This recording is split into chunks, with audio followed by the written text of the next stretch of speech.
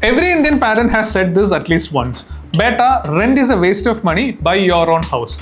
But most of us believed it because owning a home feels like the right thing to do. It feels secure, it feels like you have made it. But here's what nobody asks. Is buying a house actually the smartest financial decision, or is it just an emotional one? Today we are going to find out the truth behind this with math, not with feelings. Before we get into it, I want to say something clearly. A house is a home first. It's where your family comes together, where your kids grow up, and where you feel safe. No investment return in the world can give you that same feeling. So if you want to buy a house for those reasons, that is completely valid. I'm not here to talk you out of it. What I'm here to do is to make sure if you are buying a house, you buy it with your eyes open. Not because someone pressurized you, not because your cousin bought one, and because you ran the numbers and it made sense for you. So let's run the numbers. Here's the mistake most people make.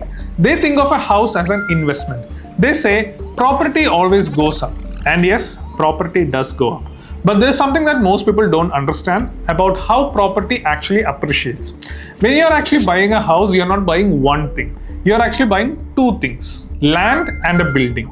And these two things works very differently. You see, land appreciates as city grows, as infrastructure comes in and as demand increases. The land becomes more valuable, but the building is actually depreciating because its paint fades, plumbing ages, structure wears out. A 20-year-old building is worth less than a new one. So the actual growth rate of your property is a blend of these two. The land going up and the building come down. So the average blended growth rate for a tier 2 city like Kochi or Pune is around 6% per year. Tier 1 is Mumbai, Bangalore, Delhi. Those are around 7. But for smaller cities or tier 3, it's around 4%. Now, 6% seems very decent. But do you know what else your money could do? Let me walk you through the actual math. Let's take a real example for this. A decent home in a tier 2 city costs around 50 lakhs. For this, you put 20% as your down payment. That is 10 lakhs from your savings. Then you take a 40 lakhs loan at 8% interest for around 20 years. Your monthly EMI will be approximately 13,500. Now, a house in the same area can be rented for around 20,000 rupees a month. So every month you're paying 13,500 more as a owner than a renter. That's the first number to remember. Now, let's see where your 10 lakhs down payment goes. If you buy a house, it goes into the house. If you rent instead, you invest that into equity, which grows at around 15% annually. Now, after 20 years, that 10 lakhs become approximately 1.6 crore. And that 33,500 EMI you pay every month can be invested as an SIP in the same portfolio. And that becomes 4.6 crores. Now your total investment corpus is approximately 6.2 crores. Now the buying side. Your 50 lakh house growing at 6% for 20 years becomes approximately 1.6 crores. But you have paid 10 lakhs as down payment. On top of this, you have also paid 33,500 for 240 months in EMIs. That is 80 lakhs. Now there is one more thing. There is maintenance cost. Now for over 20 years, you will be approximately spending 18 lakhs for this. So the total outflow becomes 1.08 crores. The house value at the end is rupees 1.6 crores. So the buy net position is approximately 52 lakhs. Now let's compare that to renting and investing. Corpus of 6.2 crores minus the total rent paid over 20 years. Now I'm also assuming there will be a 7.5% in rent every year. Now that accumulates to 72 lakhs. Now let's calculate. The rent net position will be approximately 5.5 crores. The number clearly favors the renting and investing concept. But before you call your landlord and tell him that you're going to stay there forever, hear me out, because there are 3 things that the math doesn't capture. Number 1, discipline. The investing scenario assumes you actually invest that money every month without fail. But the reality is most people don't. When you have an EMI, you don't have a choice. You have to pay it. When you have a rent, the leftover feels like freedom money and it gets spent. The second one is the rent increases. Your rent increases every year, at least by 7.5% annually. So in 20 years, your rent goes from 20,000 rupees to nearly 84,000 rupees a month. Your EMI, it's fixed, it never changes. The third one, When you buy, the growth at 6% is an average. If you buy near a metro station or an IT corridor or an upcoming airport, your property could grow from 15 to 20% per year. At 15% growth, the same 50 lakh house could become 8 crore in 20 years. And that completely changes the math. So the answer is not simply rent or buy. The answer is location, timing, and discipline. Every situation is different. Your city, your income, your rent, your timeline. So, to accommodate all this, I have built a calculator. This runs all of this math for your specific numbers. It is completely free, no login, no subscription, just download and use. So let's see how the calculator works. When you open the calculator, you'll be greeted with this particular window. So the first section, which is section A, is your inputs, and section B, section C, and the rest of the are basically your outputs.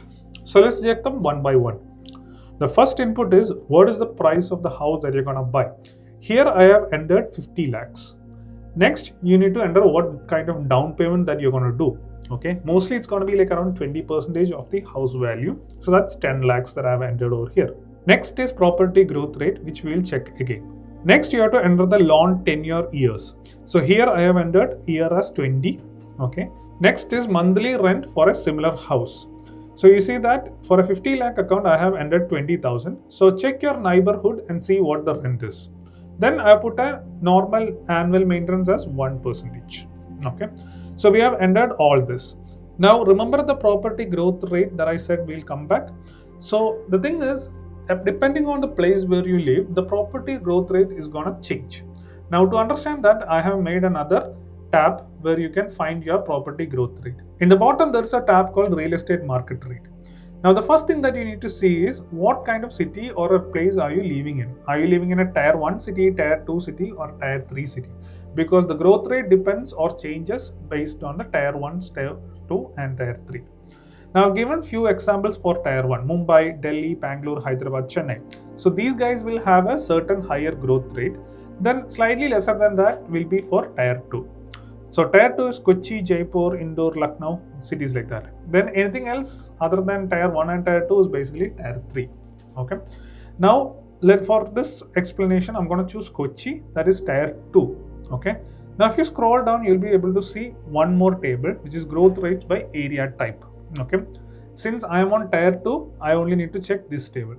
Now, if you have noticed, in your city itself, there are multiple values. Like if it's near a highway, there is another value. If it's on a pocket road, there's another value. So similarly, we need to find the values of that. So if it's just a normal area, it grows at 7% if it's residential, or 8% if it's commercial. But if it's near a metro station, then it's 15 and 18. Okay, if it's near an airport, then it's going to be at 15 and 17 if it's a commercial rate. Okay. Now, my house is near a metro station, so it's growing at around 15% because it's a residential area. So I take that 15% from this table, then I go to this calculator and I enter 15. Okay. Now we have set up all the inputs required. Okay. Now let's see what the data is going to show us. Now, when you look into section B, the first thing that it shows is the home loan rate interest on an India average. I have kept it at 8%. Okay. The market investment growth is at 18%, which is what I have kept. Now, for our example, we can keep it at 20 because we are easily able to reach that. Now, annual increase rate, I have kept it at 7.5. Some owners even charge 10%. So do accordingly. Now, if you see section C, which is the calculated results, you see that the loan amount is 40 lakhs, which is the 50 lakhs minus the down payment that we did, which is the 10 lakhs. Okay. And the monthly EMI that we need to pay for the 40 lakhs will be 33,000. Okay. This is assuming the interest rate per annum is 8%. Now, the first scenario, the buying scenario. What happens if you are not investing but buying a house? Okay. Now, I remember I have put the loan tenure as 20 years. So all the scenarios, both the buying scenario and the renting plus investing scenario is going to be shown at the end of 20 years. Okay. So at the end of 20 years, your house that you bought for 50 lakhs should be valued at 8.18 crores. Okay. This is provided you have given the correct property rate. Now, the total EMIs paid. Okay. The 33,000 per month into all the 20 years will be 80 lakhs or 0.8 crores. Okay. Now, the total maintenance cost, you would have some cost to maintain your house that you bought, right? So that I have put it as 0.51 crore or 51 lakhs. Okay, so now when you add the total asset value and all the expenses, okay, that's 8.18, which is your total asset value, minus 0.8, minus 0.5, minus 1.42, your net asset value or the net value of your house at the end of 20 years will be 6.77 crores. Okay, so you got the total asset value of buying scenario. Okay, this is what happens if you buy house at 50 lakhs. Now let's see what happens if you do renting and investing together. Okay, so remember the 10 lakhs that we did the down payment for the house, so that can be invested as a lump sum amount, which is again growing at the same return rate. Okay, it's at 20% per year. Now that 10 lakhs will become 3.83 crores after 20 years. Next, you have your monthly EMI amount invested as SIP. That is this 33,458. If you invest that 33,000 as an SIP every year for the 20 years, that will become 10.4 crores. Okay, that is including the invested amount plus profit. The similar goes for the 3.83 crores also. Okay, so your total investment corpus, the money that you have put plus the profit, will become 14.24 crores over the term of 20 years. Now during this entire 20 years, we need to live somewhere, right? We need to pay some rent. Now that is what's shown on the second one. That will be equal to 1.04. Now I am assuming that you are still living in a 50 lakh home, okay, which is rented at 20,000 rupees. Then to that I have added 7.5% annual increase in rent. You can change it to 10 if your owner is going to charge that, or to another number as per your owner's direction. Okay, now that means 14.24 crore is what your investment is. 1.04 is your rental expense for the entire 20 years. That means net after subtracting these two, you have a value of 13.2 crores. Okay, so let's see what the verdict is. So if you subtract the buying scenario and the renting scenario, you see that there's a difference of approximately 6.43 crores. So that means here renting plus investing scenario creates us 6 crore 43 lakhs more. Okay, so this is how you need to use the calculator. Okay, now the things can be changed here. So you need to put your numbers by doing a small research and put it accordingly. Then you will get the actual value. Now it's not a must thing that always the renting plus investing scenario will work. Okay, there are assets or buying homes which can even beat it. Okay, it really matters on how the property growth rate is. Okay, so just because you bought a land doesn't mean that it will always outperform the renting and investing scenario. So when you buy a land, you always need to make sure that it is having a very good adequate growth also. Okay, now as I said in the beginning also, home is just not an investment, it's also a place where family comes to. Okay, so do your research here, enter the values and see how the numbers work. Okay, so if you're buying a whole house or a property for investment, run all these numbers and you'll get a perfect idea out of this. So that is the calculator. Run it for your every situation, your city, your number.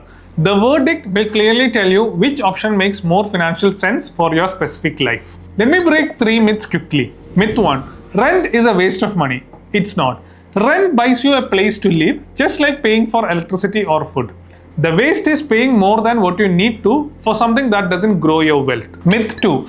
The property always goes up. In reality, not always and not everywhere.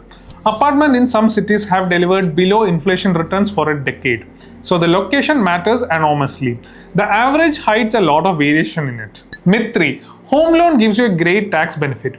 Under the new tax regime, most of these benefits are significantly reduced. Under the old regime, this is true. Section 80C and 24B deductions do apply. But run the actual numbers before you make any decision for tax benefit alone. So how do you actually decide to buy or rent? Here's a simple framework. Buy if you plan to stay in the same city for at least 10 years. Make sure your EMI is not more than 30 to 35% of your monthly income. You already have the down payment ready, plus an emergency fund separately. The property growth rate in your specific location is above 8%. So when it comes to rent, make sure you're ready to do this. If you're in the early years of your career, your city may change. Your EMI would stretch your monthly budget uncomfortably. And make sure you're disciplined enough to actually invest that difference every month. The rental yield in your city is below 2.5%. That means you are paying far more as a owner than as a renter. And the most important question is not rent or buy. The most important question is, are you buying the right property in the right location at the right time of your life? Answer that honestly and the decision becomes much clearer. A house is a home, and if owning one brings your family peace and joy, that is worth something no spreadsheet can calculate. But make sure you can afford it. Make sure it fits your life right now. And if you are not sure, run the numbers first. The calculator is free. Join our WhatsApp channel from the link in the description. It is posted there. And if you have found this video useful, send it to someone who is about to make this decision about buying or renting. They need to see this before they sign anything. So I hope you like this video. See you in the next one.